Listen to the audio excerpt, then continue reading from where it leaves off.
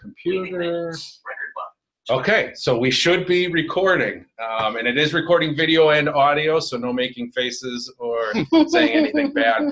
Thank you guys for the introduction. For those who don't know me, my name is Corey Ballard, and I'm the Assistive Technology Specialist here at Vision Forward. And I primarily work with adults doing assessments and then training on all kinds of technology. Really, there's no limit to what we'll do here.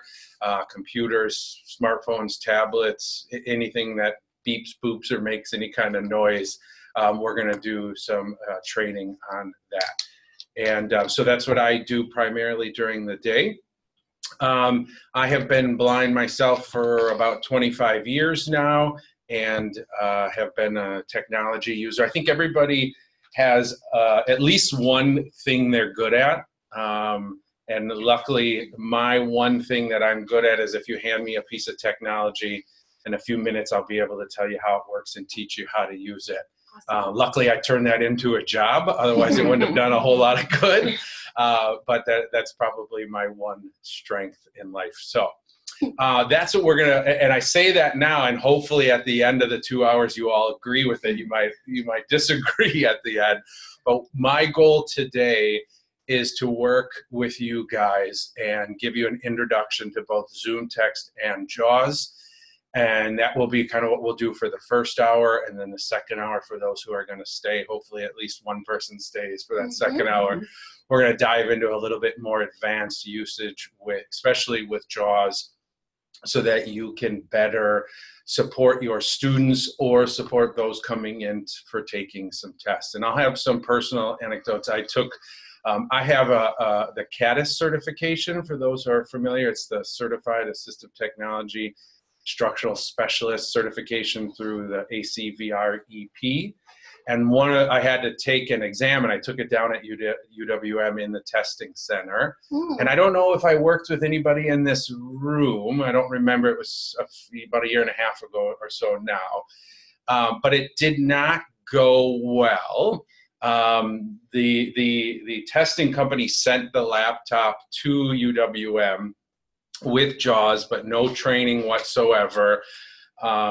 And so the person there didn't have really any information to provide me, which was okay because I'm pretty proficient with JAWS, but there was some goofy things that you couldn't do, that if you tried to use some certain JAWS commands, it would kick you out of the test. And then I had to go find the person again, get them to log back in, start the test again. And it was really weird because there was no rhyme or reason, just normal navigation keys that any JAWS user would be comfortable with would boot you out of the test. Would have been nice if a warning came up saying you can't use this keystroke, but no, just kicked you right out of the test. And I somewhat get it. They don't want you bringing up Google really quick and looking up the answer and things like that. So I understand it. But my goal for that second hour is to provide some information so that you guys can better support some of those students or test takers coming in. I mean, I wish I would have thought to invite someone from the testing center. Didn't even. We can. I'll make sure you get the link to the YouTube, and they can watch. That's a great idea. Thank you, Corey. Too. Yeah, not a problem. And as a side note, if anyone from the testing center needs support down the line, they can always contact me or Vision Forward in general, and we can provide some help when needed as well too. Okay. So the hard part for all of you, and that's one of the things I quickly wanted to touch on.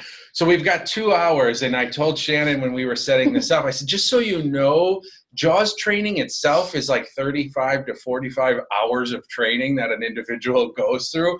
So we'll do our very best to see how much we can cram in 2 hours. So that's one piece. But the other piece that's hard for you guys is if you're not a daily user, or not even a daily user, but supporting somebody daily with this software, it's so easy to forget what you learn. We can go through this 2 hours today, and you're going to leave here and go, awesome, I feel a little bit better. I think I can provide some support. And then you don't have anybody, and then you don't have anybody. And then it's 3 months, 4 months, 5 months later, and they walk in and you're like, I don't feel nearly as confident as I once did. So in front of you is a whole big thing of printed out handouts. I did provide the handouts to Shannon electronically. Anyone else who needs it electronic, please let me know, or Braille or any other format, we can provide that for you. Today, I just have a stack of print stuff in front of you. The goal for this is A, that you can pay attention today and not feel like you got to jot down millions of notes, and B, in 4 months, when that student walks in and you have forgotten what we talked about, you have a resource to come back to and at least get an idea of what some of those keystrokes are and what they do. Okay. If we can get the electronic version, we can put them in our knowledge base. Sure. And then they just exist. I have them. Oh, do you? Yeah. Okay. Corey sent them to me, and I sent them to the interpreter, but I didn't share them with all of you yet because I don't know. Yeah. I didn't want to steal his thunder, so I will do that. I'll do that. Yeah, and so then you guys can refer back to those. Now, understand that it may somewhat change with time, but a lot of these keyboard commands have been the same for 20 years at this point. So most of it you'll be okay. All right, so first and foremost, we're going to start out with an introduction, and we're going to start with Zoomtext. So first thing I want to do is share our screen so that our video archive sees what we have here. Enter full screen shift tab. So I just need to do screen share. Where are you? Stop recording shift tab. No, we don't want to stop recording. Open shift panel button, shift tab. Come on. Share option button, shift tab. Share screen button. There we go. Share screen. Select a window or tab. List box desktop. And tab. we want to do share computer sound checkbox now. Yeah, we want to share our sound so people can hear it. Optimize for tab. Share screen button. Zoom meeting ID 352157. So Windows now D. Our video will also have our what we're showing up on the screen. So first thing we're going to take a look at is an introduction to Zoomtext. Zoomtext is screen magnification software for anyone who's not familiar. Typically, individuals with visual impairments fall into one of two categories. Usually, they're either a low vision user, which means they have some usable vision, but require some screen magnification software on the computer, software to make things on the screen bigger, both the print or the cursor or the mouse pointer. Or somebody typically falls into a category where they have really no usable vision and they must rely on a screen reader, screen reading technology, which is doing everything audio. So everything that's on the screen is spoken out loud, and everything you type into the computer is also spoken. There are some individuals who do actually fall into both categories. They have some usable vision, but not enough to primarily use screen magnification software. It may be a little bit too slow, a little bit inefficient. So they do rely on screen reading technology, but they have that magnification there to assist with some more visual tasks to get done. So Zoomtext is for those individuals who need screen magnification software. They need software to make things bigger on the screen. Windows. So the very first Unloading JAWS. Enter. Turn off JAWS here because we don't need that on right now. So the very first thing that we typically do for all of our computers is we set up shortcuts, keyboard shortcuts to run software. There's a Zoomtext and a JAWS icon on our desktop, which is great if you've got enough vision or any vision to see and click that icon. If you don't do it, if you don't have enough vision like myself, then it's pretty much just a shot in the dark to try to get the right icon to open. So in these cases, we set up a keyboard shortcut, and that allows us to just hit a certain key combination to start Zoomtext. By default, when you install Zoomtext, it should be set to Control-Alt-Shift-Z. If it is not set, I'm going to see if ours comes on here. So I just did the keyboard command, and nope, that looks good so far. So that would be for any device. Zoomtext enabled. Yep. Zoomtext magnify. Zoomtext news. So it now started Zoomtext for me. I didn't have to click on it on the desktop. Now, one thing though, just in case your computers do not have it set up automatically, it's pretty simple to do. You would just move to the icon on your desktop. And so, for example, Zoom checked. We're going to move to Zoomtext 2018 I checked. just moved to the Zoomtext. Let me turn up that volume. Cortana. For those who may need it's a little Volume 56. Okay, so I moved to the Zoomtext icon on our desktop. And if you just right-click that icon and bring up the properties of it, Zoomtext 2018 properties. Targets. Right, the first window you're on right here is actually the shortcut window, and you'll see a little box that Start in. Keyboard shortcut. Run. Normal win. Comment. Run. Oh, yeah, shortcut key. For some reason, it doesn't want to. It's the only box that's not wanting to read out loud. But if you land in there, if it says none, that means there is no keyboard shortcut in there, which means you would just click in that box and actually type the keyboard command you want. So if you want it Control-Alt-Shift-Z, or you want it Alt-Control-Z, you just actually type that specific keyboard command. You'll see it populate in that box, and then you just click on OK. And from then out, that keyboard shortcut is saved. So that's how you can set your own keyboard shortcuts if you don't have them set up. We now have Zoomtext running. And the nice thing about Zoomtext is it's really designed to just allow individuals to use the computer like they've always used the computer, except providing some of these visual enhancements they may require, including larger print, color contrast, mouse pointer enhancements, and cursor enhancements. And so really there is not a whole lot that is taught when it comes to Zoomtext. Now, they have a lot of other more in-depth functions and features, but for our cases and for the general public, there's really no reason to dive into some of those really more specific features. So the basic features that we teach are all right on the handout that I've provided with you. First and foremost, Zoomtext uses the caps lock key as the modifier key. Sometimes you'll hear it'll be referred to as caps lock, might be referred to as the Zoomtext key, or you may even see modifier key. All three descriptions are exactly the same for it. Just as a side note, when you're running Zoomtext, if you want to use caps lock, you need to tap it twice. So pressing it once acts as the Zoomtext key. Pressing it twice quickly will then actually activate or deactivate caps lock as normal. So first things first is one of the greatest benefits of Zoomtext is giving you the ability to increase the magnification or increase the size of your screen. To do that, we're going to use our caps lock key, which is our Zoomtext key.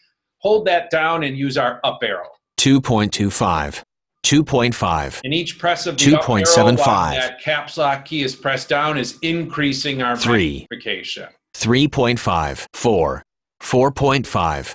And as we increase the magnification, obviously everything on the screen is getting bigger, which then means we're not seeing the whole screen any longer. The old adage, you get what you see, is not true when it comes to Zoomtext.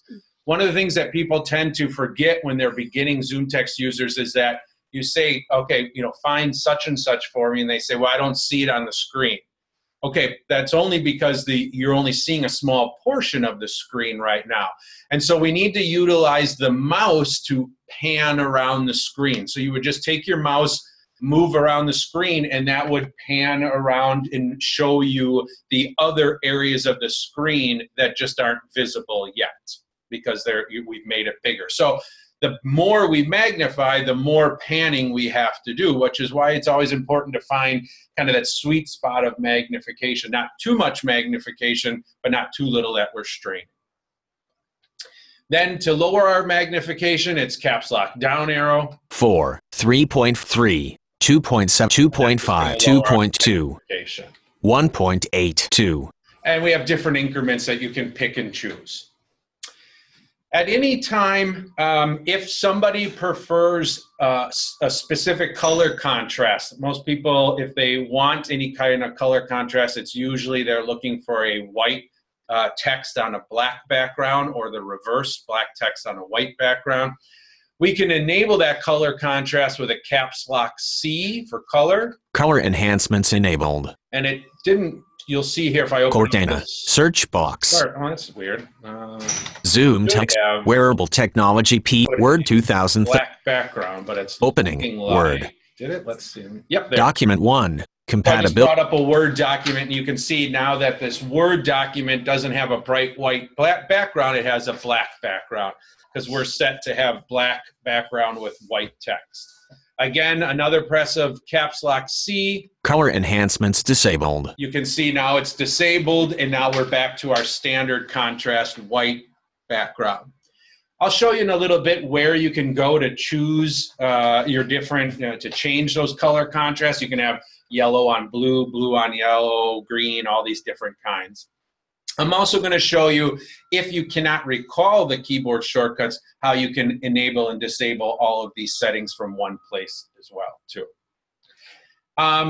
So that's our color contrast mode. I'm going to turn it back on just for a second so that you can see.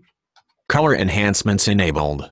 I can also turn on and turn off my mouse pointer enhancements, and that's with a caps lock P. Pointer enhancements enabled. So if the mouse is showing up on the screen, you should see that it's a little bigger, different color, and then I can disable Pointer it. Enhancements Again, disabled. Caps lock P. So that will enable and disable your pointer option, how that pointer looks. And again, we'll go look at the Zoomtext window in a moment and see how you can actually change the look and feel of that mouse pointer. You can configure that as well, too. All right. May I quickly mention that our last person did come? Her name is Marion. Oh, hello, She's Marion. the person who oversees testing. Awesome. Thank you for joining us. Thank you for having me. All right. So now we've got some visual enhancements enabled right now. We have our color contrast mode set to black. 2.25, We have about 2.5. 2.5 times magnification.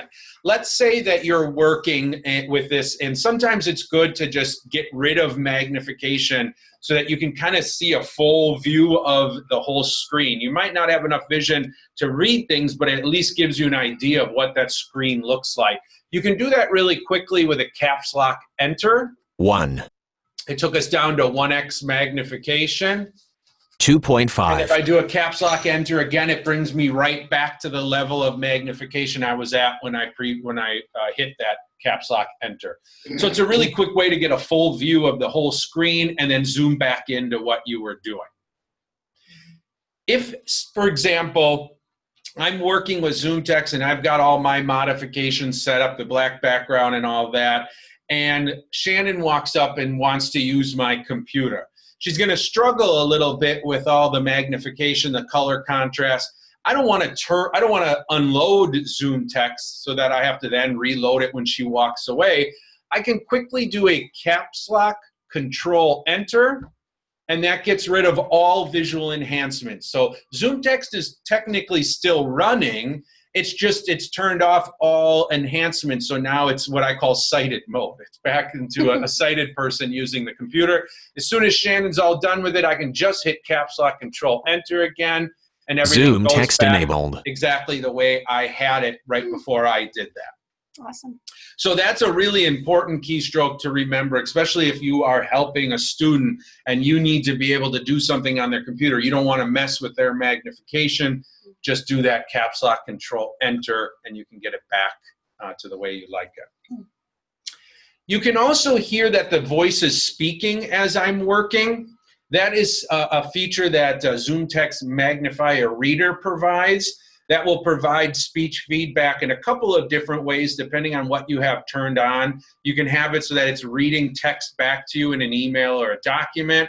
You can also have a mouse mode, hover turned on, so when you hover your mouse on an icon, the voice reads what it is. Some people like that voice feedback, others don't.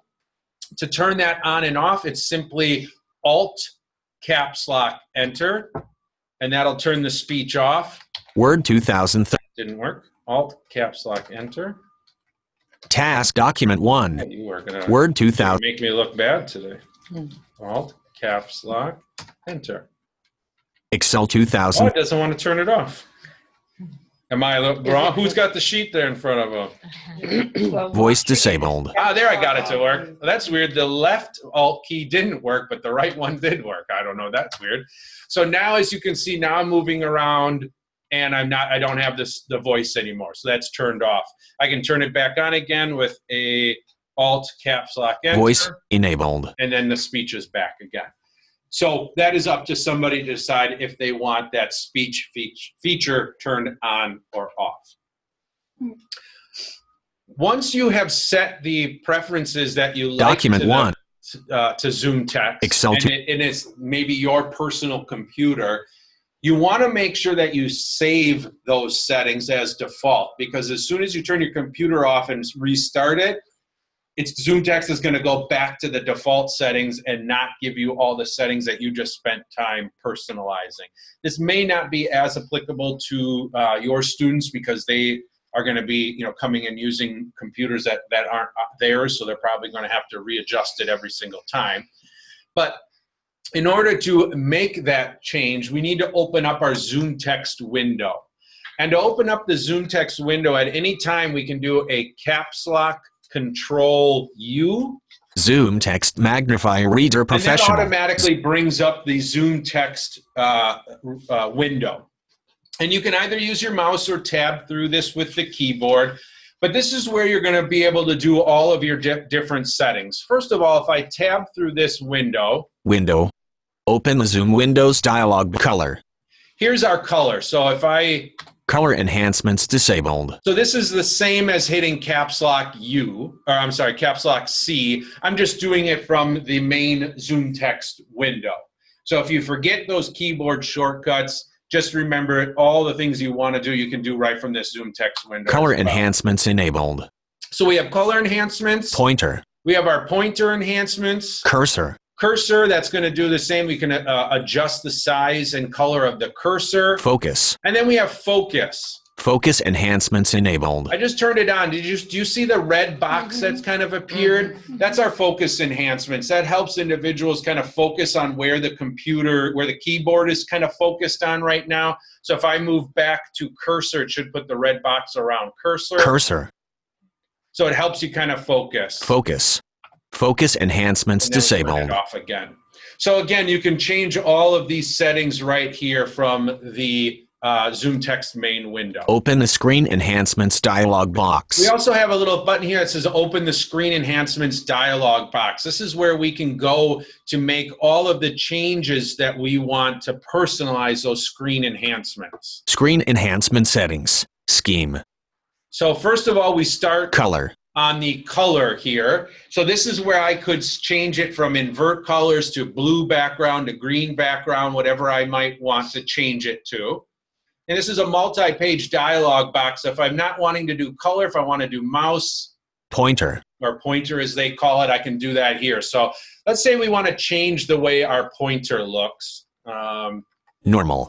So right now it's set to normal. Scheme. We're going to change it to scheme so that we can make some changes to it. Large yellow. We can choose from large yellow. Circle when moving. There you go, circle when moving. Control key crosshairs. So these are all some different ones that we can set it to. Customize. And if we want to go back to circle, large yellow. There we go. Customize. And we can custom large yellow. Scheme. Custom. There we go. We'll go to custom. Scheme are some predefined choices that you can make, but you can also choose custom instead of scheme and design your own pointer. Use Zoomtext smooth pointers checked. Size large. So we can choose from large, extra large. Extra large. So we'll choose extra large. Color yellow. And let's change it. Green, cyan, blue. Blue. That sounds great. Type not color blue. Bad because we have a blue back. Magenta. Color. Basic colors. Cancel. Basic color. Let's go back. Hey, custom colors. There we go. Custom screen enhancement magenta. We'll choose magenta. That's type none. Color red. Type none. Color red. Oh, type none. Circle. We can have a circle. Sonar. Sonar. Short crosshairs. Short crosshairs. So you can really configure exactly what you want. Sonar. We're going Circle. to choose circle. Color red. And then we can change the inside color as well. Yellow. Green. So Yellow. Yellow and magenta. I don't know that that's a great color contrast, but Thickness thin. you can change the thickness. Medium. Thick. Let's make it thick. Transparency We 50%. can change the transparency. Always. You can decide when it's visible. Always. When pointer is stationary. Only when pointer is stationary. So you can kind of pick when you want that mouse pointer to be custom. Always. Okay. And then we'll choose Zoomtext magnifier reader. And now, Pointer enhancements disabled. oops, it was enabled. Pointer enhancements So now enabled. we've set our own custom pointer that we wanted. So you can do all that right from that screen dialog box. The color, the pointer, the cursor, all of those options are within that. Now that we've made that change, though, we do need to continue tabbing through this dialog box. Navigation. Zoomtext menu. And we have a Zoomtext menu. Disable Zoomtext. And now this is the main menu of the program. We have disable Zoomtext. Help in learning. Configurations. And here's configurations. We want to choose configurations. Save as default. Save as default.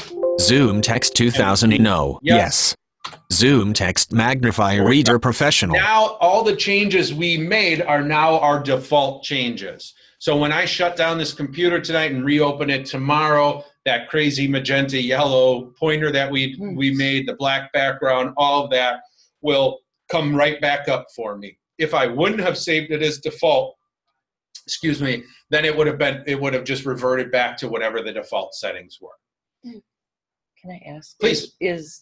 Are your customizations saved as your profile, or are they saved for the entire machine? Your profile. Okay. So if your students are using their own profiles on the computer, then it would save to them, yes. Okay. Yep. One last thing to talk about for Zoomtext here is you do have the ability, and this may be diving a little bit more into some of the advanced stuff, but it can be helpful. You do have the ability to set up application-specific settings. And what that means is, let's say when you go to Microsoft Word, you love the black background. But when you open up Google Chrome, you don't want the black background because it messes with all of the pictures and such. So you can set up specific application settings. So we're going to try it really quick. Right now we have our black background set. Excel 2. So now I'm going to open up Google Chrome check. Zoomtext Smart Invert for Google Chrome. Zoomtext Smart Invert features. Okay, and we see that we have our black background set. I'm going to change it to color enhancements disabled. I got rid of the disabled. I also like my 2.25, 1.8, 1.4, I like 1.6 to be at 1.6 magnification. So now I want to save this specific to just Chrome. So I'm going to I have Chrome, I set it up the way I like. I'm now going to do my caps lock Control U to bring up the Zoomtext menu. Zoom magnifier. All right. Zoomtext menu. And I'm going to go over into my main Disable. menu here, and I'm going to go down to Application. Help in learning. Settings. Configurations. Application settings. And this could go horribly wrong. Let's see what happens. Manage application settings. Save application settings. And I'm going to save these. Save application settings. Save application settings for Chrome. Yes. Yes, I do. Zoomtext magnifier All right. reader professional. So now- Zoomtext menu. If this worked correctly, when we're in Chrome here, we can see that everything looks great. But as soon as we switch back to Microsoft Word, it should flip right back to the black background for us. Let's Task test that. switching. Document 1. Document 1. There it goes. Compatibility mode. So now we got our black background, and with our higher magnification, it should be. 2.7. 2. And if I switch back to Chrome, Task switching. Zoomtext. Unnamed list item. Zoomtext. Zoom. Pro. Document 1. New tab. Google Chrome. and there you go, back to your low magnification with a white background. So you can easily set up application-specific enhancements as well. And that can be nice if you're switching between multiple programs that require a little different tweaking, so that you're not constantly reset. Every time you switch back and forth, you're not spending so much time trying to get your visual settings correct. I have a question about that. Mm-hmm. Obviously, it works with the Word Office Suite programs. What about other programs like our statistic programs? Mm-hmm. Can you do it there? Sure can. Oh my goodness. Yep, doesn't matter. Mm-hmm. The only difference is if you try doing it on a program that has not yet been done, when we went to application settings, rather than save new, it may say create first, and that will create the application file for that program, and then you can do save. Chrome didn't have a create because it's such a well-known program. It already came defined with that. But some of your statistics ones, things like that, under applications, it may say create first, and you'll just hit create, and it'll say, would you like to create an application file for whatever the program is? You say yes, then you can go back to that application settings menu, and then you'll see save in there. Fantastic. Yep, that would be the only difference. There was a student that needed that, and I kept trying, and I contacted the software company, and I should have called you. And remember, think about this too for Zoomtext. Zoomtext, although its main purpose is to do magnification, I work with a lot of clients where they have some severe tunnel vision where magnification is not helpful, but the color contrast, the pointer, all of those are. So running Zoomtext with zero magnification, but enabling the color contrast, the pointer enhancements, those things is still a great way to provide access to the computer for those individuals as well, too. And that student actually had tunnel vision, so that's exactly what we needed. Yeah, they like that color, those color enhancements, but don't want any magnification. Yeah. Okay. Perfect. Yay. Any questions so far? I have a question that maybe you're going to get to it, but you're projecting on so that everybody in the room can see. Mm-hmm. Can you set it up so that Zoomtext displays as you like it on your laptop, but then when it projects it, the say color enhancements and everything is off? That is a great question, and I think, I know my understanding, yes, I believe you can. So Zoomtext does support multi-monitor, dual monitor support. And if I'm not mistaken, and I would want to do just a little bit of research, but if I'm not mistaken, by default, it'll choose your main monitor, which would be your laptop, and all the enhancements would be on that, but there would not be any enhancements on the big screen. But I would want to double check that for you, Jeb, and do a little bit of research before I just say yes, for sure. But I'm 99% positive we can do that. And it also might be nice for people working with students where the student has the enhancements on one monitor and the person helping them who is perhaps sighted would want everything off on another monitor, and that could be mirrored. Yep, absolutely. Yeah, let me do, I will definitely look into that, and we'll get a clear, clear how to do it. Thanks. Yep. Any other questions so far? Okay, let me check my, okay, we're doing pretty good. So I am going to move on a little bit now from Zoomtext, because like I mentioned, Zoomtext is really designed to just allow you to keep using the computer you've done. Once you've gone through the time to set up some of your configurations, the enhancements that you like, how big you want it to be, what do you want the color, how do you want the pointer to look.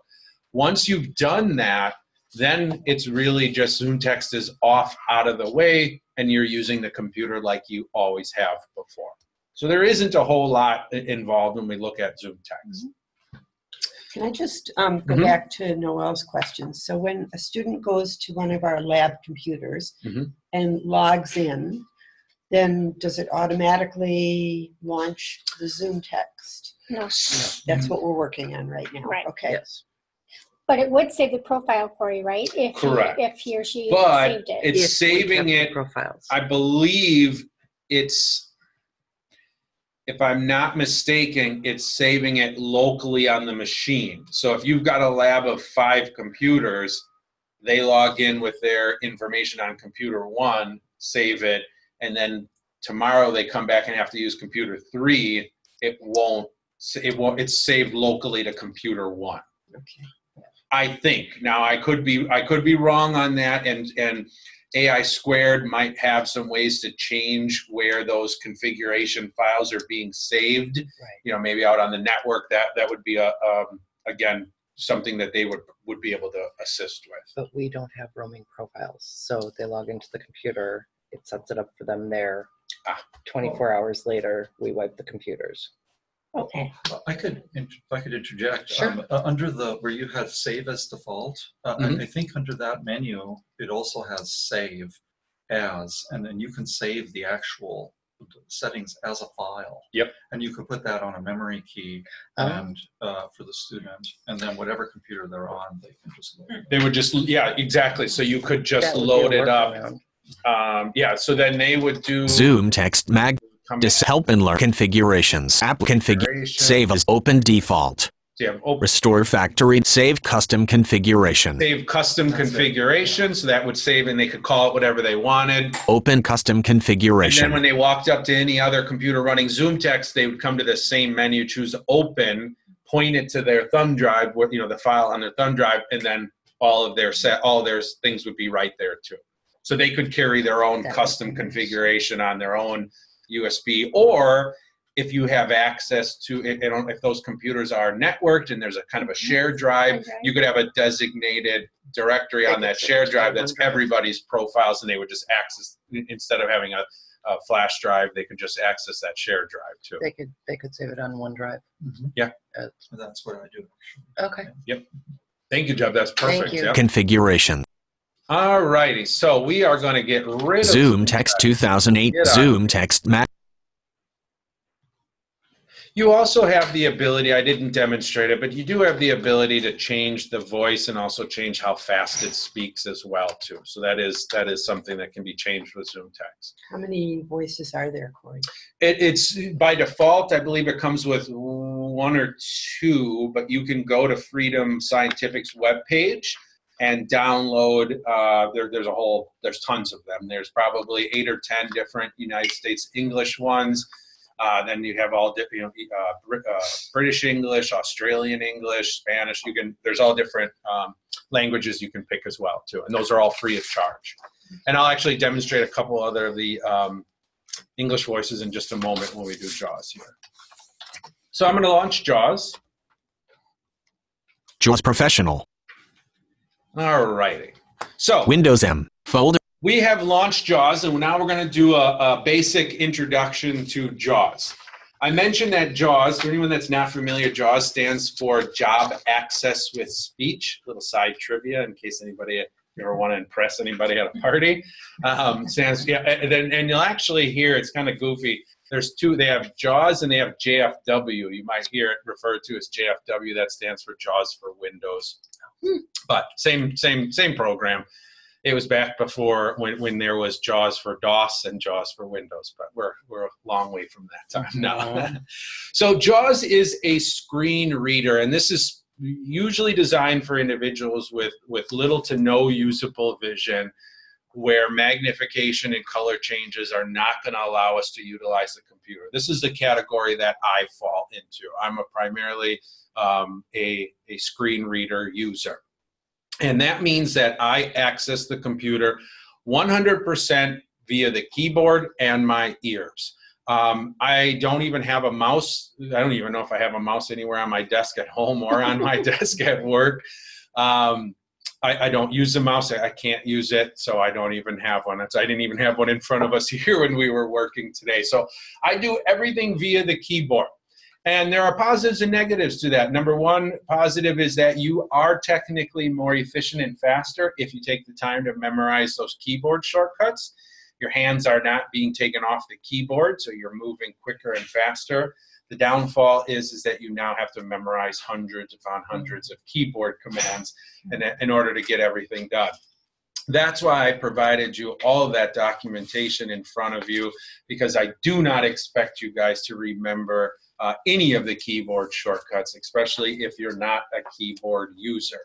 But you will see on your handouts when you look through them that each of the lessons start with a list of the keyboard commands specific to that to whatever that job that you're doing it is. So it's a quick little resource, so you don't have to read through everything. You can quickly just look at that list of keyboard shortcuts so that you can familiarize yourself or help your student figure out what they need to do.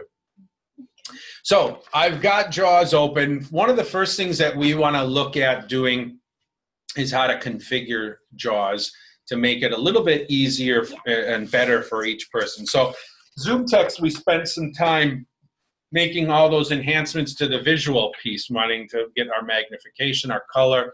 With JAWS, a couple things that we can do with JAWS is we can determine what voice we're using and also how fast that voice speaks. Everybody's different on how fast they like the voice to speak. I'll show you how I work on a daily basis. It is very different than what we're doing today. I'm slowed it way down so you guys can understand what's going on today. So first and foremost, when you're running JAWS, accessing the JAWS menu may be a little bit different depending on how it was installed. By default, when you install JAWS and JAWS is running, it's just down in your taskbar. And I'll actually JAWS content. Options submenu. Enter. Basic. Enter. Leaving access key. Automatic. Run JAWS from system. Not checked. Enter. All right. Windows M. Unloading. Enter. Here so that you can see. By default, this is the way JAWS looks when you run it. JAWS Professional. Windows M. Folder. So right now there's a JAWS window sitting down in the taskbar. So if I access the taskbar or use my Alt-Tab keyboard command. Alt-Tab. You see that the JAWS Alt-Tab, New tab, Alt-Tab, Document, Alt-Tab, Zoom, Alt-Tab, JAWS Professional, JAWS Professional. You'll see that the JAWS window comes up. And this is where we can access all of the files, all of the settings that we want to change with JAWS. Now, some people, and I'm one of these people, I don't like my JAWS to be in the taskbar. I use the Alt-Tab key command, we'll show it in again in just a bit, to switch between open programs. And I don't want JAWS to be one of those. I don't need it, I don't want it, it gets in my way and it just forces me to use the keyboard more. So what I prefer to do is to have it run from the system. Menu bar, application menu, so options, to navigate, enter, menu, basics. Enter, leaving access, automatic, run JAWS for checked. Enter. JAWS Professional. Alt F4. Quit JAWS. Enter. Here and we start it back up again. We will JAWS Professional. Now it's no longer Windows in my taskbar. So if I use my Alt-Tab. Alt-Tab. Alt-Tab. New tab. Alt-Tab. Document. Alt-Tab. Zoom. Alt-Tab. Alt-Tab. Windows M. Folder. So that means, though, if I want to access the JAWS, so if your computers are set up this way, if you don't see it down in the taskbar, if you want to access the JAWS menu, you actually have two ways of doing it. Number one, you could just click right on the icon on the desktop. So if I move to our JAWS Windows M icon, enter JAWS context menu. You see that the JAWS context menu popped up. And so now I can access all the settings I want to. Otherwise, escape. I can also do a Insert J. So you know how Zoomtext used the caps lock key? JAWS either uses the Insert key or the caps lock key, depending on what mode it's set to. If your JAWS is set to laptop mode, then the caps lock and insert keys work as a JAWS keyboard command. If you only have it set to desktop mode, then caps lock does not work and only insert works. And the reason they do that is on a laptop, most laptops don't have an easily gotten to insert key, so they've changed it to the caps lock key. So if you set it to laptop mode, which is what I usually do for clients, then both work, insert and caps lock. So it's just kind of the best of both worlds. Escape. If I do an Insert J, JAWS context menu. The JAWS context menu also popped up. So there's a couple different ways that you can access that JAWS context menu or the settings. And the first option right now, Util options submenu. Right, the first option here is options, so we'll go in there. Basics ... In basics, that's where we can set if JAWS starts up automatically. That's where I also went to decide if JAWS runs from the system tray or not. If we come down, though, Voices submenu. We also have a Voices menu here, and we're going to go into our Voices menu. Voice adjustment ... And we have really two options that we want to look at here. First is voice adjustment. That's going to allow us to change the speech rate and things like that. And we also have select a voice profile ... select a voice profile. Just like in Zoomtext where you could set up application specific settings, we can do the same kind of for JAWS with profiles. So we can have different profiles for different tasks. For example, I have just a normal default profile, but then I have a proofreading profile. So when I need more detail, when I want all punctuation spoken, when I want font attributes like bold and things spoken, then I switch over to the proofreading profile, because then JAWS is giving me more information that I want. Voice adjustment ... enter. Leaving menus. Voice adjustment dialog. Profile name. And in here we have our profile tab. Name. Delete profile button. I can delete the profile if I want tab. to. Synthesizer language. Combo box. Match JAWS UI language primary. And this is our language. Tab. Speak sample button. Tab. Yes. Voice adjust. Combo box. All contexts. Here's where we can decide what we're adjusting, and we're going to do all context. That's across the tab. board. Voice person. Combo box. Nathan Premium High. And here's where we can change the person. Now this will determine what will show up in this box will be determined by how many of the different voices you installed when you go to freedomscientific.com. You can choose different speech languages to install. Whatever ones you've installed will show up here. So we have Nathan. Susan Premium High United States. I can change it to Susan. Tom Compact United States. Or Tom. Zoe Compact United States. Malcolm Compact United Kingdom. Ooh, Malcolm. If we want, we can work with a British accent if we want. And that's all the ones that we have installed. Again, there's more that you can install, but this will allow us to choose the person. Zoe Compact. Tom Compact. Susan Premium High. Nathan Premium High United. Nathan. If I keep tabbing. Tab. Voice. Rate. 117. I can change the rate. 20%. 21%. 22. 24. 25. 20. 20. 20. 30. 33%. 34%. 30.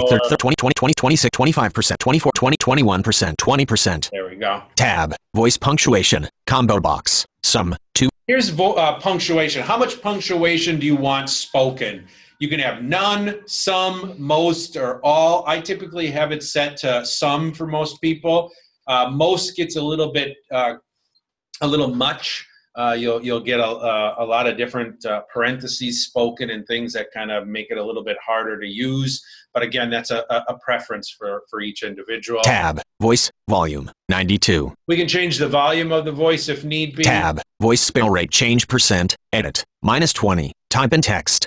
This is the spell rate, so when JAWS spells back a word to you, you can change, decide how fast that is. Tab. Voice uppercase pitch change %. Edit. 50. Type. This allows you to change the pitch of the uppercase. I'll show it in just a moment, but the way that JAWS tells you if a letter is uppercase or lowercase is it's different, a higher pitch noise, so this would adjust how much higher pitch that Tab. is. OK button. To activate. Then we have our OK. Enter. So that's where I can go in to change any of those voice settings that I want to make it a little bit more personal for myself. Corey, what were the drop downs for the context? Just briefly, what would that be? What was that? There was a context box with drop downs. Oh yeah. Let's go back. What does that mean exactly? Yep. Windows M. JAWS context utilities sub option basics voices voice adjustment enter leaving tab synthesizer tab speak sample button tab voice adjust combo box all contexts. We have all contexts. PC cursor voice. Just the PC cursor. JAWS cursor voice. Just the JAWS cursor. Keyboard voice. Just the keyboard as I'm typing. Tutor and message voice. Tutor messages, these are little messages that when JAWS tells you, I'll show you in a moment, but I'll give you a little hint what you should do with something. So what that means is you can adjust, you can have all different settings for each of those voices.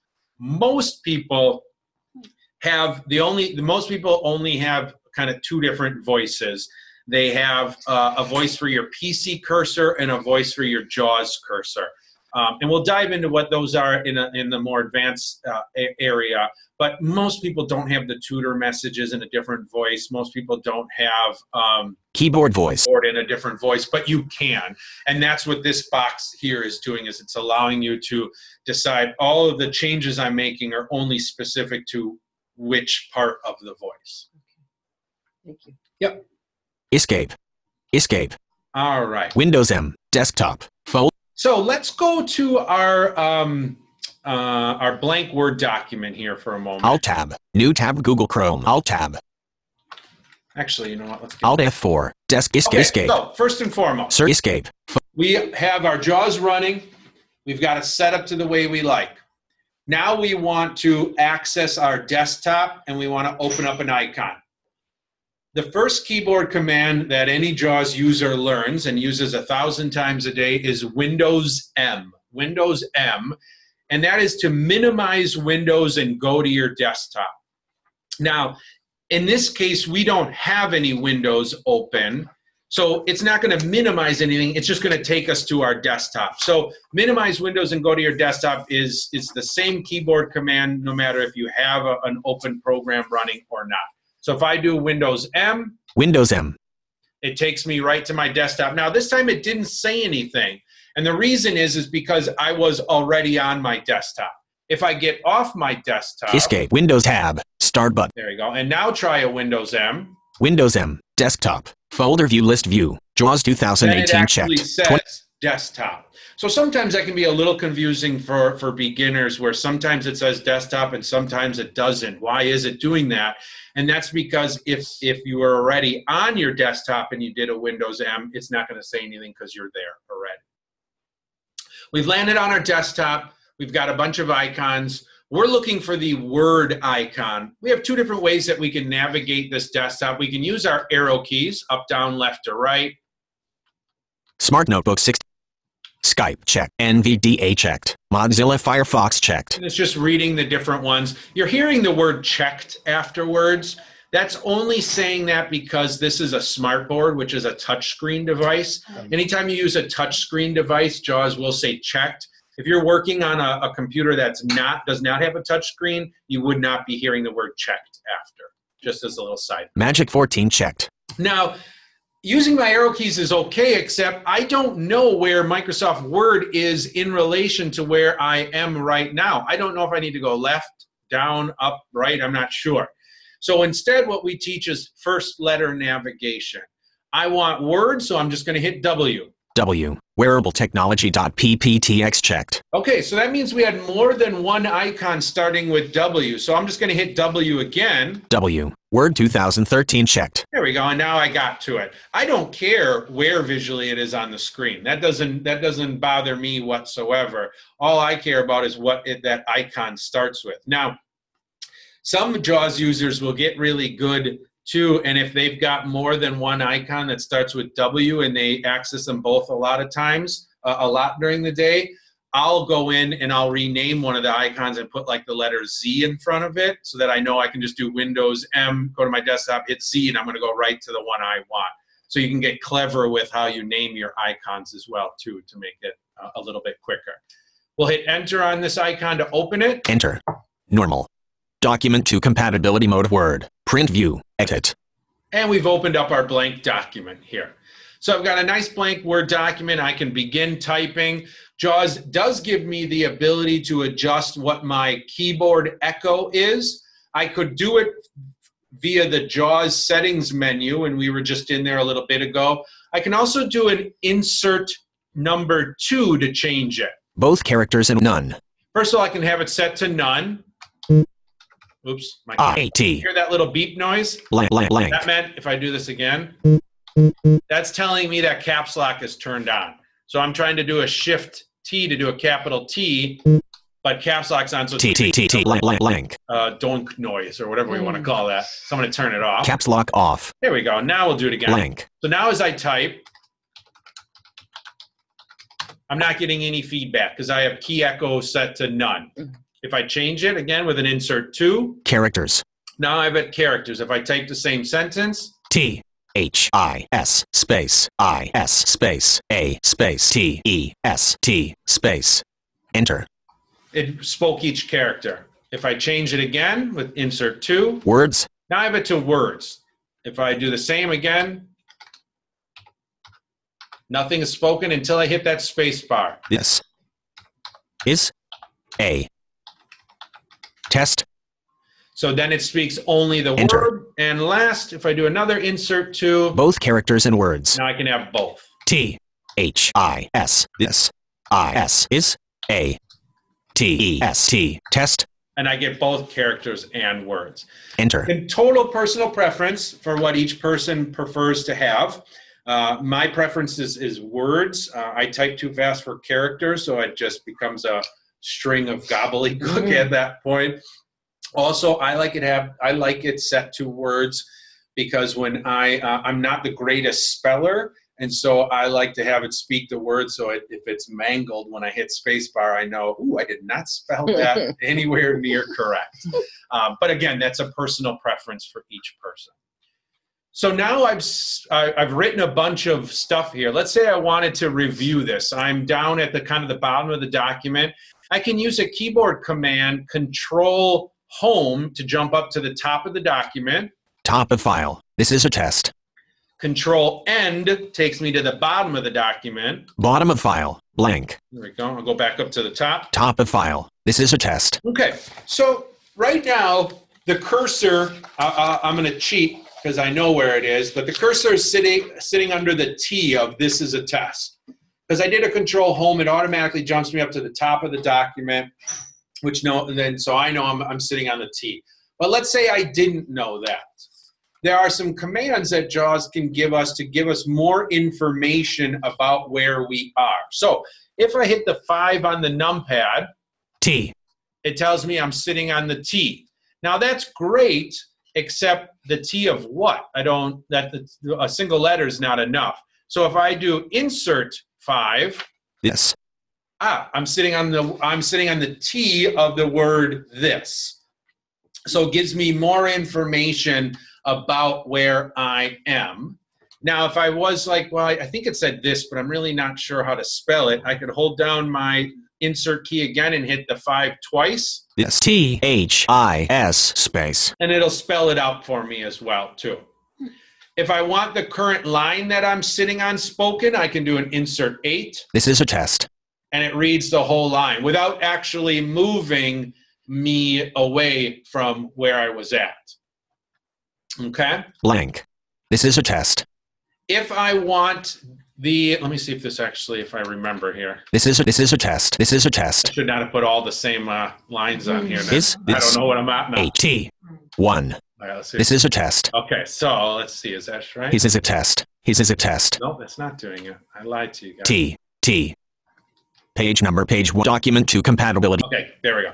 Okay, if I need to know a little bit more information about this document, I want the status line read to me, how many pages it is, things like that. I can do a insert 3. Page number, page 1 of 1. Word count 16 words. Spelling and grammar check, no errors. Print layout. Zoom out. Zoom in. Zoom 100. Basically reading me the whole status bar that you could visually check, but I can do an insert 3 and have it read back to me.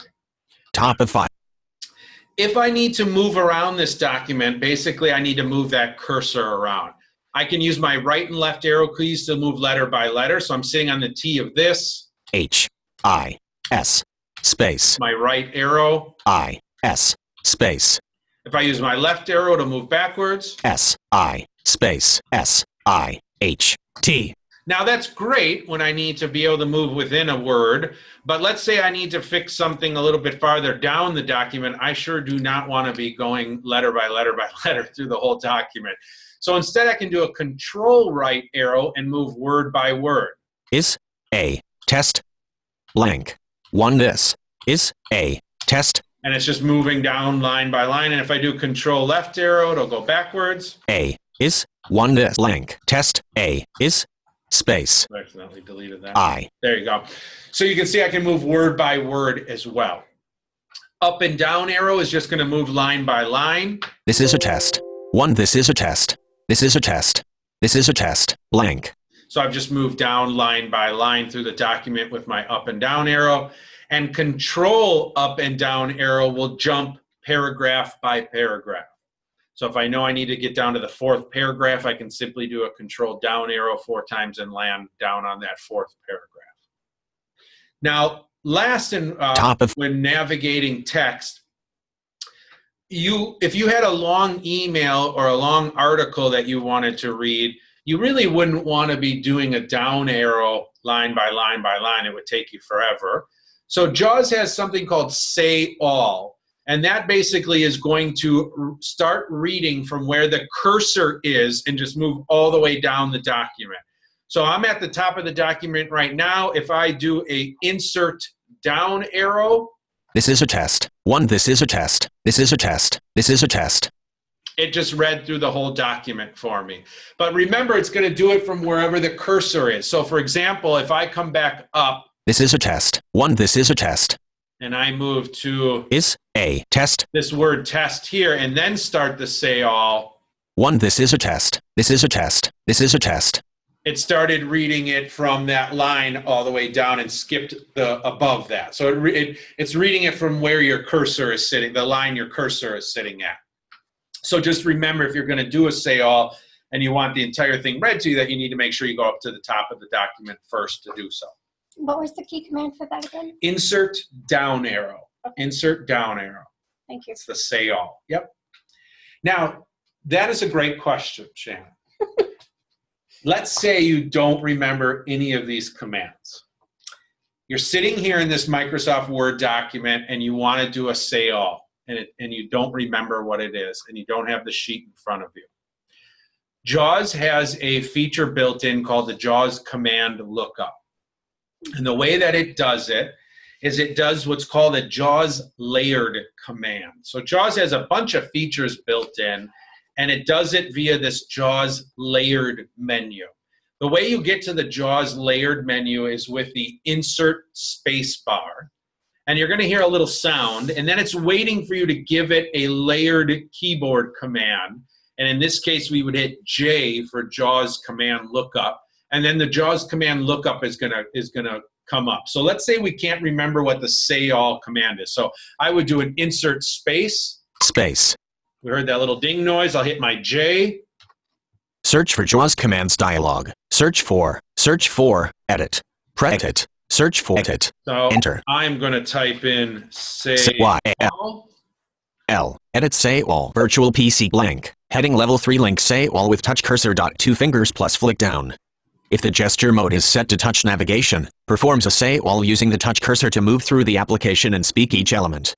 Blank. Heading level 3 link gesture Say All. 4 fingers plus swipe down. So it's also, you can see it's giving you gestures as well too, because JAWS does work with the touch screen. So it'll not only give you keyboard commands, but it'll also give you gestures specific. So again, let's say that you Escape. are, and then you can just tap document to compatibility out of those commands. Again, let's say you're working in Word and you forget how to copy. We could, yeah. I'm sorry. Mm-hmm. This is Cassie. I have a question. Yes. How long does it take a person on average to learn all of these commands? On average. I love the word on average. Typically, we're looking at 35 to 45 hours of training. And that's usually 3 times a week for about an hour each time. So about 3 hours a week is usually what I meet with people, and then I expect them to be practicing and doing home practice and bringing homework to me then in between sessions. Wow. Yeah. Which is why, so when we signed up for 2 hours today, now you're starting to see my not my concerns, but why I was like, I'd like for you guys to spend more time with us than 2 hours. But it's very difficult. You know, it's a lot of keyboard commands to remember, and it's a lot of repetition. Sure. I think what we wanted more than, we don't need it that in depth. Sure. Obviously the users do, but yeah. So that's why we can do 2 hours. Yeah, absolutely. And you do what you can do. I don't mean that as, and I know that there are limits to grants and fund and all that good stuff. I'm just selfish and like you guys to spend. The more time you're here with me, the more time I'm hanging out and having fun and not having to work so hard. So, so we'll just do one more time. Let's say if I forgot how to copy. Everyone knows that you can copy with your mouse, but let's say you can't remember the keyboard command to copy. Let's see if JAWS commands will give it to us, which is interesting because the copy command is not a JAWS-specific command. It's built into Windows. So, but we're going to see if will the JAWS command also give us Windows-specific. So we're going to do our insert space. Space. J. Search for JAWS commands dialog. Search for edit. Enter. And let's type copy. C. Pi. Copy virtual PC link. Heading level 3 link copy selected text to clipboard. Yay. Control standard Windows heading level 3 link copy. Standard Windows copy command. Use standard Windows copy command. So it'll give us even commands that are not specific to JAWS, that are Windows standard commands. And then we can just tap our escape key. Escape. And document to. All right. Any questions so far? Slightly off topic. I think I know the answer, but JAWS does not work with Macs, or is there a version that works with Macs? JAWS only works for Windows. Mac has VoiceOver built into it already, and that's the only screen reader that is available to the Mac computer is VoiceOver. How do you feel about it? Is it?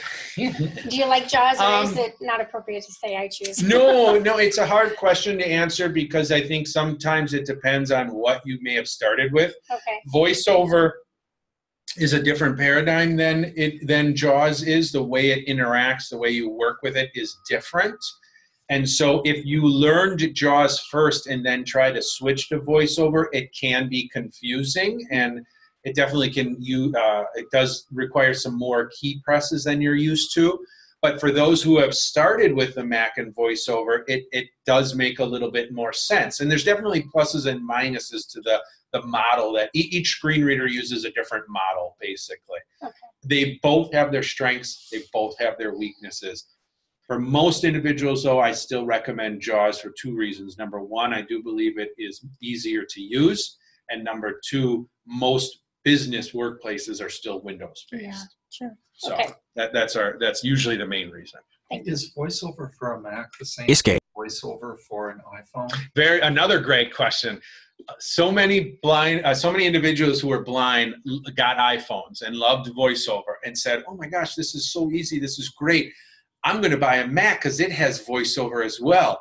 And you get it, and you realize that although they have the same name and they do a lot of the same things, it's very different because one is touchscreen and one is keyboard based. So even though they share the same name and they share a lot of the same features and things, utilizing it is very different. A touch based. Does that apply to an iPad as well? Yes.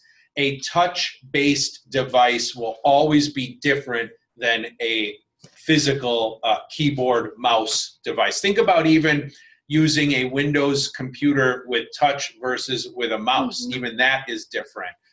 And so even though they're the same name and do a lot of the same things, the interaction model is very different. I have another question. Please. I know that our students have some unique information learning or ways of learning, like math has formulas, science has formulas, we have foreign languages. So how does JAWS do with particular jargon or not your typical kind of lexicon? So JAWS has done a very good job at supporting math and formulas and things like that. One of the things that you would want to do is definitely have it in a more math-specific profile where all punctuation and things are spoken, so that when you're reading through formulas and things like that, all of those, all the signs and everything are spoken correctly. Language, the same thing. You can, if you're working with different languages, you can load up language-specific voices. We have English right now, so if we tried to read a Spanish document, it would be an English voice trying to read Spanish, and the pronunciation would be horrible and it wouldn't come over very well. But if we loaded up a Spanish voice and then read a Spanish document, then it would read, and the pronunciation and things would be correct as well too. All in all, though, some of those math and science, they're just going to be difficult all in all because you're really trying to do such a visual task, auditory, and it's definitely, there are many mathematicians that are completely blind and do everything by listening, but it is definitely more difficult. We typically, and me particular, if I've got a student who really wants to get into math or science, I really do push for Braille. Because in those cases, we then have a refreshable Braille display connected to the computer, and now they can be reading that math equation, that science, with their finger with Braille, which is going to just be a better experience than trying to listen to, a complicated formula. So. Great. So Braille is definitely, there's so many pluses to Braille, but science and math is really where it can shine. So does JAWS have specific programs that are enhanced math reading of symbols? So specific profiles, you mean, or does it work with specific programs? Well, I'm just thinking, like, if a student's taking calculus, are all of those symbols typically read correctly by JAWS? Yes. Okay. Yes. If it's in the math profile. Yes. So there's a profile. Yeah, you want to make sure that you're using a profile that has all symbols and punctuation read, otherwise it's going to skip over them. So when you listen to a formula, for example, if it said, 8 times 5 with the star sign, rather than saying times or star, it may, if you have your punctuation profile set to some or none, then it would just say 8, 5 and not read that little star, the multiplication sign in between it. So that's an example of why you'd want to make sure that your profile that you're using is specific, that you have a little more specific to mathematics, where you have all the symbols and punctuation spoken out loud. And also, if you have it set to some or none, it's not going to read any of the parentheses either, which could then throw off doing any of that stuff. Okay. And I'm pretending like I know anything about math. I know how to open up the calculator app and do it. So, but yes, it does work, and there's many students using it. It's just takes a little bit of finessing at times. Okay. Thank you. All right. So we've kind of gone over our initial hour for our introduction. For those, is everyone staying or is anyone leaving? Let me ask that first. Is anyone leaving? No one's leaving. Oh, wow. Look at that. Yay. All right. So for this next hour, give or take. Can we have a bathroom break? I was just going to ask. Oh, yes, awesome. please. Thank you. We're going to take a 1.5 minute break. What you got? Anyone that wants to use the restroom? It's a single restroom. You're going to go out of our door, out of our tech center here, take a left. In the very first hallway on your left, you'll see a restroom. And like I said, it is a single. Okay. If anybody else wants to use a single, there is one across from the front desk. We'd have to buzz you back in. Plus, the front one is more public than this back one is. So I recommend using the back one. So we'll take 1.5 minutes for all of us. Yeah, we'll take our time for anyone that needs to, and then we'll come back. Give your voice a rest too. Yeah, I think I'm gonna go grab a little caffeine. Yeah. Do we need to pause the recording? Oh, yeah, good call. I didn't even think of that. Thank you for reminding me. Otherwise, they would have been like, what's going on here? Yeah, where is everybody? Tab. Mute my audio button. To add tab. Stop my video button. Tab. Manage per tab. New share tab. Pause share button. Tab. Annotate tab. More button tab. Move to bottom. Tab. Stop share button. Yes, there tab. it is. Mute my audio tab. Stop my video button. Tab. Manage participant tab. New share button. Tab. Pause share button. Share. Tab. Resume share button. Tab. Annotate button. Tab. More button drop. I wonder why it won't let me Tab. stop. Move to bottom. Okay. Yeah, you can actually go back out to our main lobby, and there's some water up there. Recording And alert.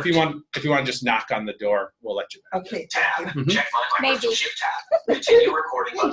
Tab. Check my microphone button. Tab. Anybody Continue else want a recording glass button. of water? I have 2 hands. Recording alert. Your Okay. microphone is not working properly. The voice of other participants can still be recorded, but your voice cannot. Check my microphone. Oh, that's Tab. fine. Check my microphone. Tab. Continue alert. Meeting audio may not be fully recorded.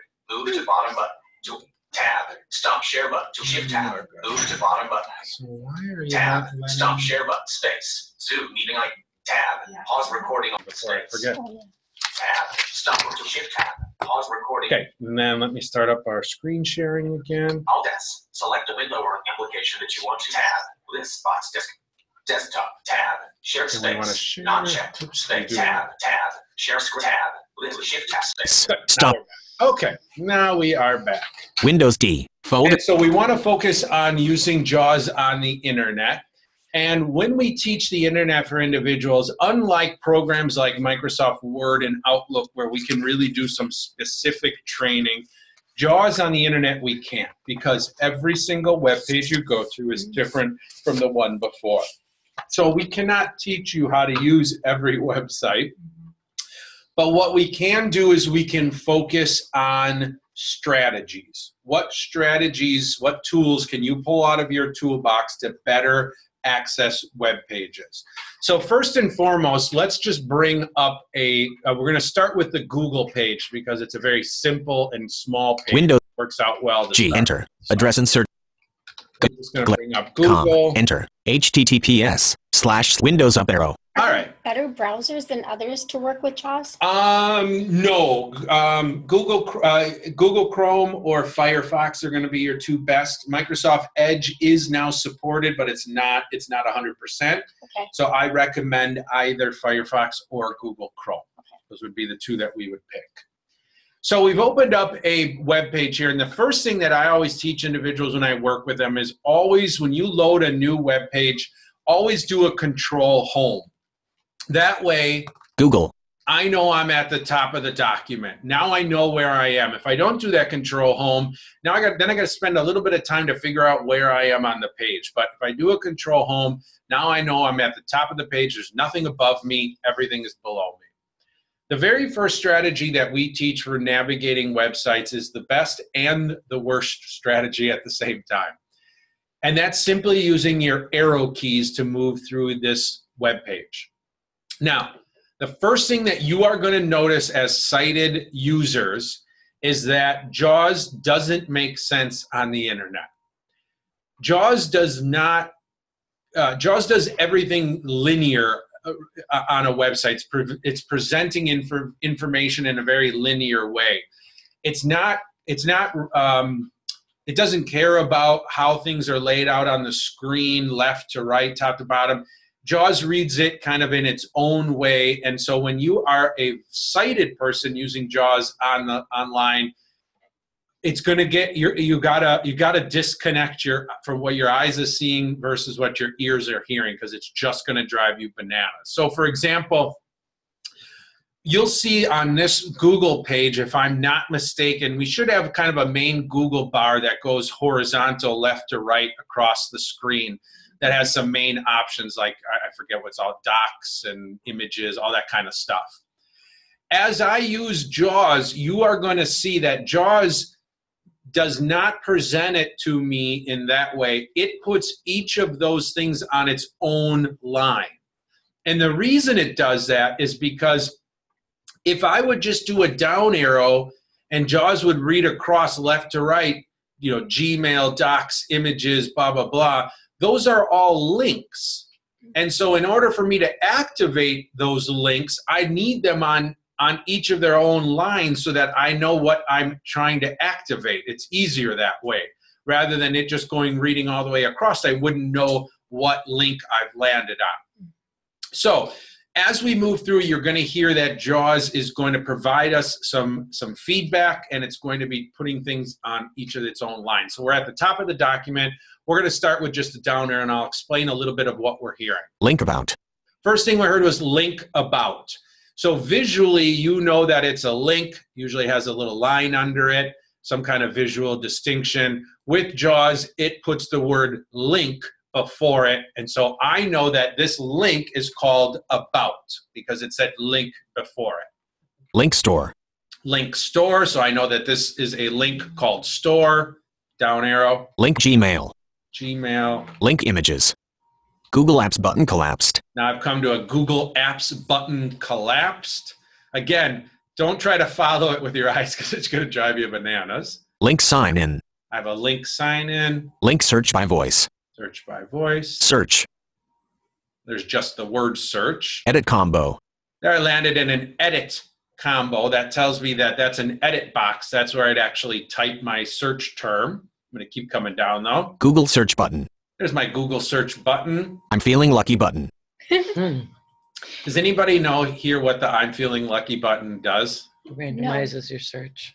No, it doesn't randomize it. So for example, if I typed in Facebook and hit I'm lucky, it wouldn't show me a Google search page of results. It would automatically take me to whatever the first result was. So it's like, I'm feeling lucky. I know that this is, yeah, nobody ever does. Felt lucky. No, me neither. nobody clicks it. Why it's still there, I have no idea. But graphic Google. So here we just heard graphic Google. So this tells us that we've landed on a graphic. JAWS uses the word graphic to tell me that it's a picture, and it's telling me that, and then it read the alt text or alternative text that has been given to this picture, which is the word Google. So I'm guessing it's the Google logo, probably. Link privacy. Link privacy. Link terms. Settings button collapsed. Link advertising. Link business. Link business. Link business. And that tells me I'm at the bottom of the page. It keeps repeating the same link. So as you can see, down arrowing through this page was the best way for me to get an understanding of what was on this page. But on the flip side, that works great for this page because it's very short. Now imagine doing this on a Milwaukee Journal Sentinel page or a Wikipedia page or something that has enormous amounts of content. Using your down arrow wouldn't be the greatest strategy. So that's why when I say it's the best and worst strategy, it really is, because it really does give you the best access to the information, but it's also not very efficient. I do recommend for students, though, when they come to a web page for the very first time, I do recommend that they take the time to simply down arrow through the full page so that they can get an idea of what the structure is. Now, because I down arrowed through this page, I now know that there is an edit box on this page for me to perform my search. I'm going to do a Control Home and go back up to the top of the page. Google. Now, if I want to do a Google search, I could down until I get to that edit box. But because we originally did a down arrow and we know the structure of the page and we know that that edit box exists, JAWS also gives me other commands to more quickly move around my page. For example, if I wanted to move by edit box, I could hit E for edit box. So if I hit E, search edit combo, I jumped right to that edit box, skipping over everything in between. If I would hit E again, if there was another search box or another edit box on the page, it would take me to the next one. But in this case, wrapping to top, search edit combo. It said wrapping to top because it searched all the way down the page and there was no more edit boxes. Wrapping to top went back up to the top of the page and then went back to this search box because this is the only edit box on the screen. So that is another strategy that students can use, is to use the JAWS hotkeys that they have built in. So I've landed on my edit box now, and I want to search for something. I want to search for Vision Forward. But if I would just start typing Vision Forward, I've landed on the search box, but if I would just start typing, JAWS doesn't know that I want to type inside this box. It thinks I want to navigate. So for example, if I typed V for Vision Forward, V is also the key that you use to jump to visited links. There are no visited links on this page. There are no visited links on this. So what you need to do is JAWS has something called Forms Mode. You need to tell JAWS, hey, I don't want you to navigate by the letters I'm hitting. I want you to actually go into Forms Mode and type in this edit box. So I'm going to hit my Enter key. I've landed on the edit box. I'm going to hit Enter to go into Forms mode, and you'll hear a little popping noise. Enter. That little popping noise tells me I now am in Forms mode. I can hit my Escape key. Escape. Virtual PC. And it gets back out of Forms mode again. So again, I'm going to hit Enter to go into Forms mode. Enter. I heard my little high-pitched pop. Now as I type, it actually types it in. Vision. There we go. So now that Forms mode is how JAWS knows, are you filling out a form or are you browsing the web page? So I have typed in my search term, and I can now either, if I would just hit Enter right here, it would actually activate the Google search button. Otherwise, I could use my Tab key. Forward. Tab. Search by voice vision forward link. Well, I don't want to do that. Tab. Search region. Google search button. There we go. And I can land on my search button and hit Enter. Enter. Vision forward Google search Google Chrome. Vision forward Google search.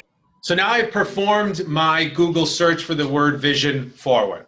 A new page is loaded, so I'd automatically do a Control Home to go to the top of the page. Vision forward Google search. And now I'm at a new Google search page with all of my search results. Now, to save a little bit of time, I could down arrow, down through all those links across the top and finally get down to where it says search results. Now, because I use Google, I know that search results are listed in Google as headings. Headings are typically used, they're kind of a visual styling. They are numbered 1 through 6, and that is to organize it. So the example I usually give is a page could have recipes as heading level 1. Under that, it might say dessert recipes, which would be heading level 2 because it is a type of recipes. Then under that, you might have chocolate chip cookie recipes, which would be a heading level 3 because it's a type of dessert, which is a heading 2, which is a type of recipe that's a heading 1. So you can see that you can use those numbers to kind of organize information. Now, because I know that Google uses headings, rather than using my arrow keys, I am instead going to use my H key to move by headings. And let's see if we can get to our search results a lot faster than just doing our down arrow. So I'm going to do H. Google search page header heading level 1. And then H again. Search modes heading level 1. H again. Search results heading level 1. Web result with site links heading level 2. Now, did you hear all those first 3 were all heading level 1s? And then we got to this one, it said heading level 2. I'm going to go back up to the top of the page for a moment. Actually, I'm sorry, I'm going to do one more H. Vision forward. Homepage heading level 3 link visited. There we go. So our first heading, the first search result we finally got to is a heading level 3, okay? And the reason that those numbers can be important is if I go back up to the top of the page. Vision forward Google search. Now, last time to get to that vision forward, I had to hit H, I think, 4 or 5 times. But I did finally, as I did that though, I did hear that they were all heading level 1s. Then I had a heading level 2, and then finally I heard that vision forward was a heading level 3. So instead, what I will do this time, now that I've moved to the top of the document, is I'm just going to hit the number 3 key, and that's going to move by the heading level 3s. No more headings at level 3 in this section. Well, that's weird. Is it a different section? I've never seen that before. No more headings at level 2. Google search page header head search modes heading level 1. So no more headings at level search results heading level 1. No more headings at level 3 in this section. I've never seen that before. Page navigation heading level 1. Next heading level 3 link. That's weird. It should have done it. I don't know why it's not jumping right to it. No more headings at level 3. To you guys. They're watching. Yeah, exactly. For some reason, it's saying no heading level numbers in that section, even though they are there. But you can see that, let's say if I wanted to move by, can I do it by heading level 2, or does that not work either? No more headings at level 2 in this section. Even though we know there's a heading level 2, that's weird. How about 1? Google search page header heading level 1. Works. Search modes heading level 1. That's weird. I'm not sure why it's not doing it, but it should move by the number of heading 2. So if you want to jump to heading level 3, then you can hit 3, 2, and so forth. Otherwise, simply hitting your H key is going to make sure you hit all of the headings no matter what number they are. So again, if I just simply hit my H key to get back to that Vision Forward. Search results heading level 1. Web result with site links heading level 2. Vision Forward. Homepage heading level 3 link visited. There we go. And I hear that it's a visited link. So I'm just going to hit enter to activate that. Enter. Link. Homepage Vision Forward Google Chrome. News and event. Forward's web page. Again, new web page. So we're going to go up to the top of the document. Homepage Vision Forward. So far we've learned that we can use E to jump by edit box, H to move by headings. We can use our up and down arrow keys just to move line by line. Now, another way that we can move around is what's called regions. Now, regions are specifically for individuals that are using screen readers. Sighted individuals don't access regions, don't see where regions are. And so you'll just have to trust me when we work here. But we've come up to the top of the page, and we're going to down arrow just a few times, and we're going to see if it tells us where a region starts. So let's try that first. So we're going to down arrow. Same page link skip to main content. Visited link graphic Vision Forward Association Home. Link donate. Link increase font size. Utility menu navigation region. There we go, utility navigation region. So I'm just going to keep coming down for a moment. So that tells me I've just entered into a region. List of 4 items. And it tells me there's 4 items in here. Link about us. Link or impact. Link contact us. Link shopping cart. 0 list end. Utility menu navigation region end.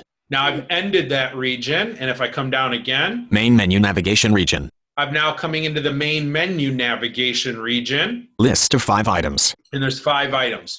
So those regions are used, they're named by the developer, and they create those regions, they name them, and basically what a region is it takes a group of similar things and puts them together into one region.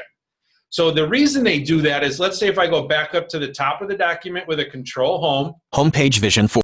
And let's say I want to get to our main menu navigation. I could down a bunch of times, but I did hear that it was a region. So this time I'm going to hit R to move by regions, and let's see what we get. Utility menu navigation region. There, I just jumped to that utility menu, the utility menu navigation region. If I hit R again. Main menu navigation region. And now I just jumped to the main menu navigation, and I can just start down arrowing. List of 5 items. And I'm right back where I just came from. Link collapsed menus. And so the regions can be helpful because if they are done correctly and named correctly, they can give me a good idea of what is on this page. And in the different areas or different regions of the page. And it can especially be helpful when you are trying to find the content of a page.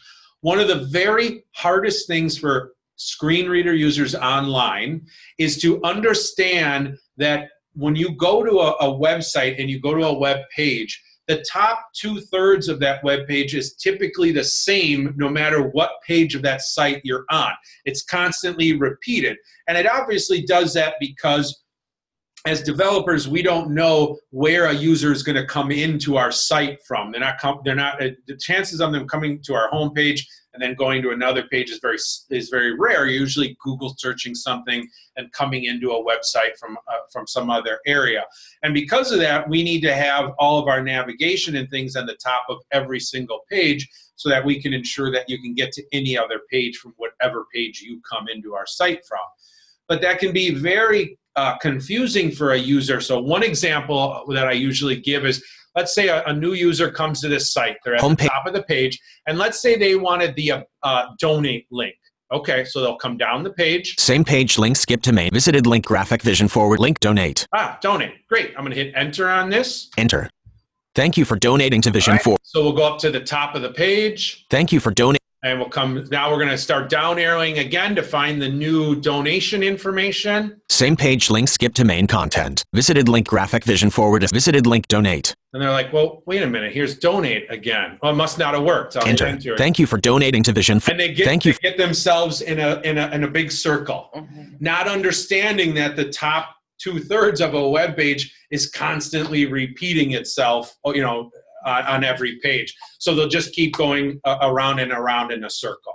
So one of the reasons why regions is helpful is now that I'm at the top of this page, rather than now doing my down arrow, now I'm going to do my regions and see if I can find anything that says something like main content or content area or something to that effect. Let's see here. Utility menu navigation region. Using my R key. Main menu navigation region. No. Search region. No. Main region. Main region. That's probably going to be where the content would be. And then I would start down arrowing. Heading level 1, thank you for donating to Vision Forward. And now I see, great. Okay, now I'm at the content of the page. Blank. But what I also heard by doing this, and this is where it's important for a user of JAWS to really listen to what's going on, is that first down arrow I did, it also said, heading level 1, thank you for donating to Vision Forward. It's a heading. Okay. So rather than moving by regions, maybe I'll go back up to the page. Thank you for and rather than doing regions, which took me 3 or 4 presses of R, it did say it was a heading there. So let's try H and see if it gets me there quicker. Thank you for donating to Vision Forward. Heading level 1. First heading took me right to the main content of the page.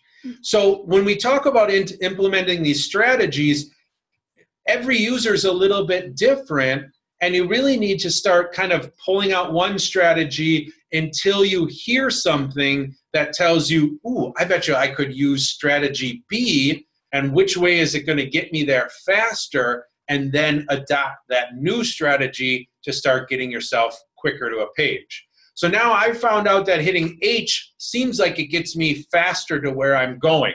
So now let's say I want to learn about some education or community education here at Vision Forward. So I'm going to go back up to the top of the page. Thank you for donating. And most likely I need to get to the main menu navigation to take a look at maybe an option in there that will get me to some of our programs and services here.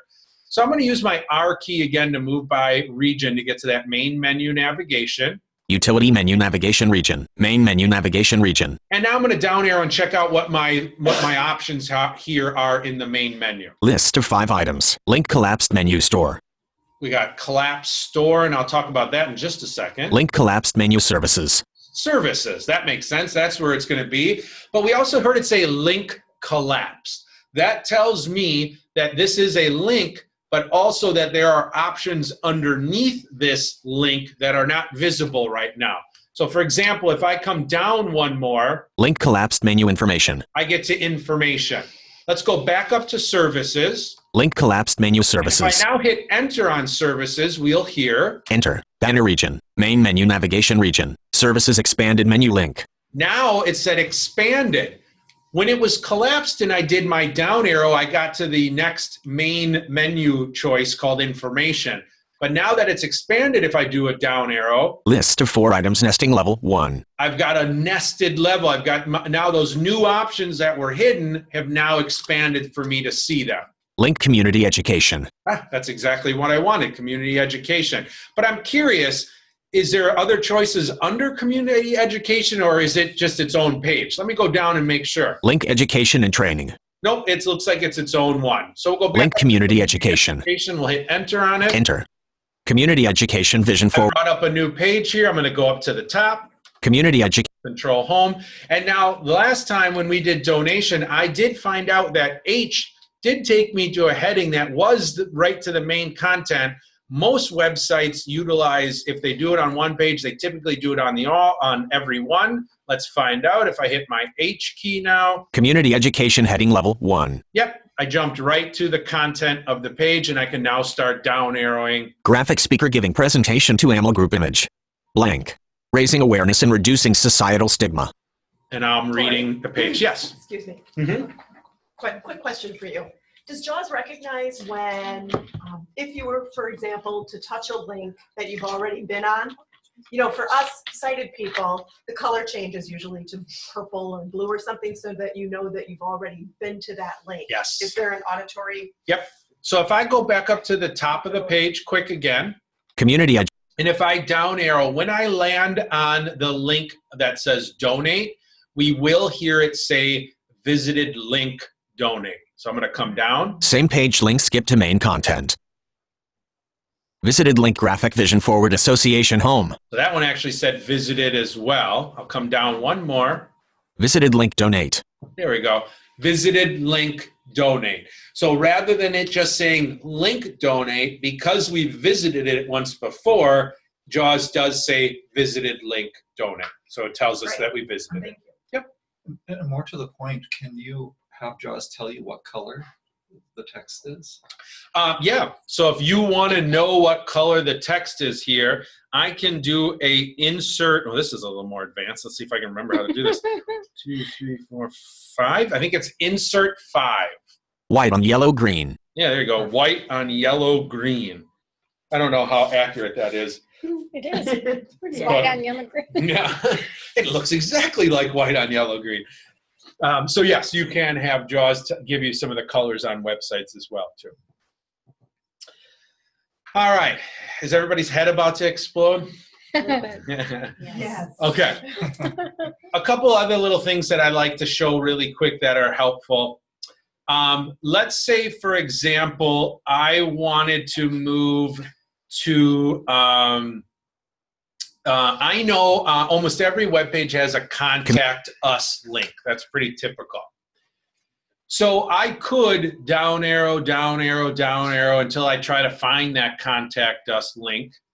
Or I can utilize the JAWS find feature. JAWS will allow me to search a specific web page that I'm on for a specific word or phrase. For example, if I'm on this web page here, Community, and I do a Control F, virtual find, JAWS find dialog, find, and I type the word contact, and I hit enter, contact, enter, link contact us. it immediately moved to the first instance of the search term, which in this case was contact, and it dropped me right on that first instance, which happened to be a link that said contact us. Now, it didn't activate the link, it just dropped me onto it, okay? Now, let's say that's not the word, that's not what I was looking for. Rather than doing Control F and searching again for the word contact, I can hit F3 to go to the next instance of the word contact. Contact Rose Visser, Community Education Manager. So in this page, there's some text that says contact Rose Visser. So it moved right to that next word of contact. If I do F3 again. Link contact us. Now it found the next instance of the search term, which was contact us. And again. Wrapping to top. Link contact us. And then it went searched all the way to the bottom and then started back up from the top again.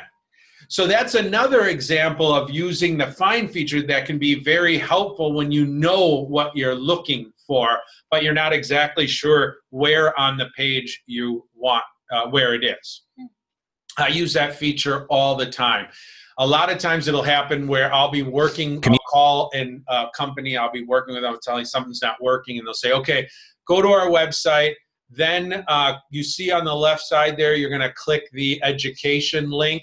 I say, oh yeah, absolutely. That's exactly when I do a virtual find. Type the word education. A-N-O-I-T, Educa. For it that way. Escape. Rather than down arrow, down arrow, down arrowing, they told me what the link was called, so I'll just do a virtual find with that Control F and try to find it quickly on the page. So that can be super helpful when you're trying to look for something specific that you know. And the Control F only searches for links? No, anything. Oh, remember, it also found where it said contact Rose Visser. That was just a piece of text. So it doesn't care what it is. It doesn't matter if it's part of a link, part of a paragraph, part of whatever. It doesn't matter. It just looks for that word and takes you to it. That's standard. Control F is, on regular pages, but hidden on our web page, I didn't know. But. Yep.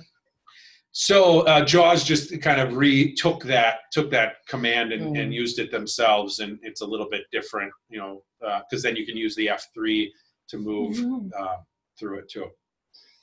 Another way, let's say if we wanted to find that contact us link, another thing that you can do is we can take all of the links of a page and drop them into a list for us. So if I always get this wrong. F8, escape. Let's see. Links list dialog, escape. when I land on a page, if I do an insert F7, links list dialog, links list view, skip to main content. It now took all of the links on this web page and put them in a handy little vertical list that I can either down arrow through. Vision forward association home, donate, increase font size. Or I can do first letter navigation. So if I know the link is called Contact Us, I can hit C. C, Contact Us. And it landed right there. And now hitting Enter. Enter. Contact Us Vision Forward Google Chrome. Not only Contact Us Vision to that link, but it actually activated the link as well, because now you can see I'm on a new web page. Contact. So unlike Find, where the Find just took me to it and didn't activate it, I had to hit Enter then to activate it. The links list actually activated the link for me.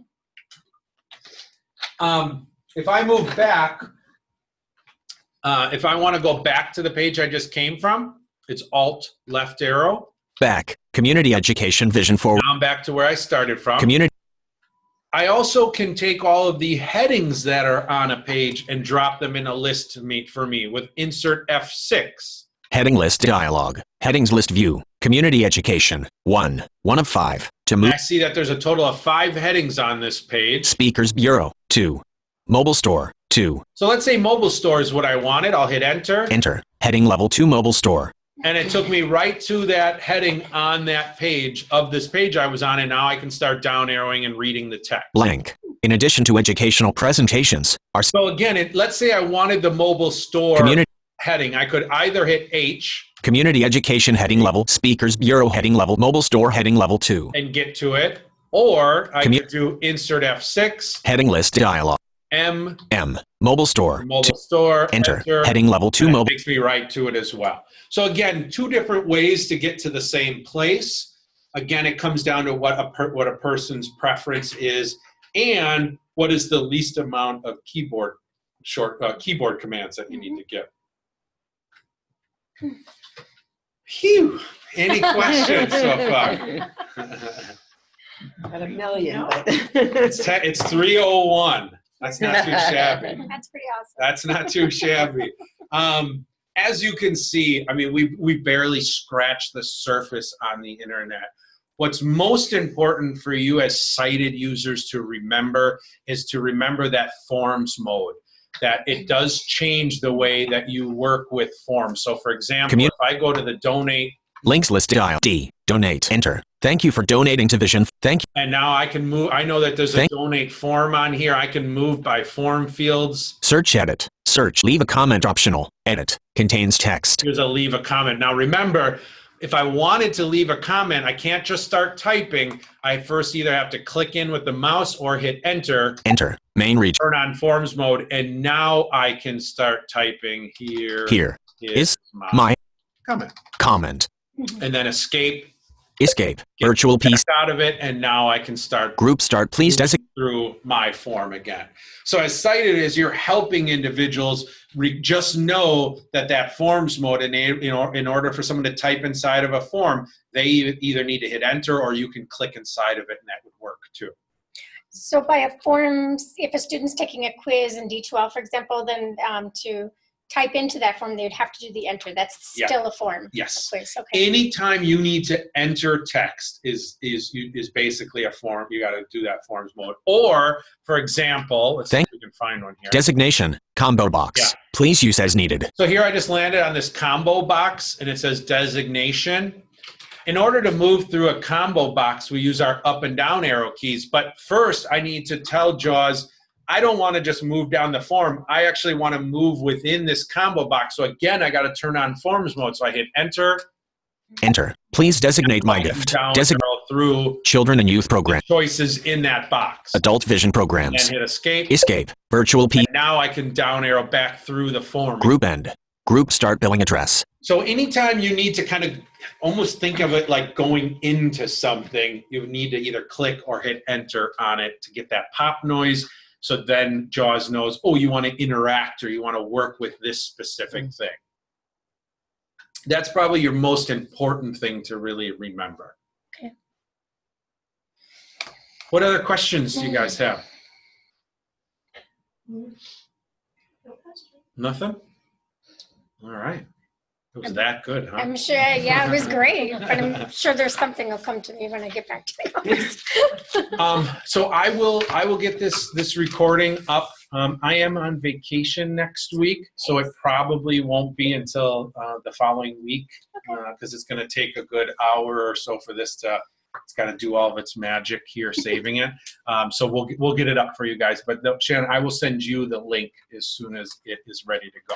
Okay. And it'll just be to our YouTube page, so you guys can. Thank you. And can watch it. Will it be captioned? And if not, I can offer that we can do it for you if you would allow us. I would love for you guys to caption it. Yeah, we do not have the capability yet, so that would be great. When you do send it to me, then I'll share it with Fran at our office, and she'll caption it. And if that's okay with you guys, we need your permission. Please, we would love that. Awesome. Absolutely. Thank you so much. Alt tab. Document 2. Alt tab. Document 1. Alt tab. New tab. Google Alt tab. Zoom Pro account. Start button unavailable. To activate, press space bar. Stop share button. To activate, press space bar. Thanks. Zoom meeting ID tab. Pause recording all tab.